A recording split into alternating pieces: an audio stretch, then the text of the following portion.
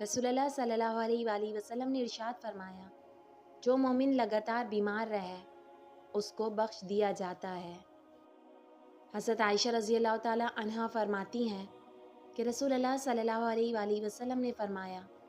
جو شخص بیٹیوں کی وجہ سے آزمایا گیا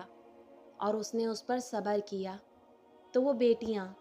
اس باپ کے لیے آگ جہنم سے رکاوٹ ہوں گی۔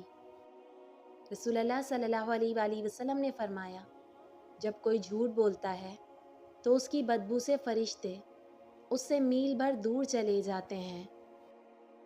رسول اللہ صلی اللہ علیہ وآلہ وسلم نے فرمایا، جب تم میں سے کوئی شخص جمائی لے تو اس کو اپنا ہاتھ منہ پر رکھ لینا چاہیے، کیونکہ کھلے منہ میں شیطان داخل ہو جاتا ہے۔ نبی کریم صلی اللہ علیہ وآلہ وسلم نے فرمایا، صدقہ دینے سے مال کم نہیں ہوتا، اور جو بندہ معاف کر دیتا ہے اللہ اس کی عزت بڑھاتا ہے، اور جو بندہ اللہ تعالیٰ کے لیے عاجزی اختیار کرتا ہے تو اللہ تعالیٰ اس کا درجہ بلند کرتا ہے۔ رسول اللہ صلی اللہ علیہ وآلہ وسلم نے ارشاد فرمایا، وہ مسلمان نہیں ہے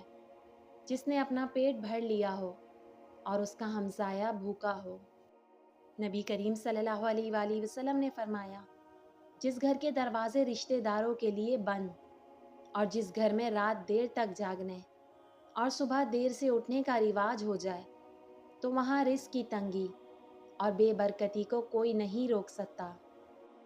رسول اللہ صلی اللہ علیہ وآلہ وسلم نے ارشاد فرمایا،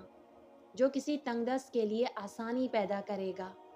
اللہ سبحانہ و تعالی اس کے لیے دنیا اور آخرت میں آسانی پیدا فرمائے گا۔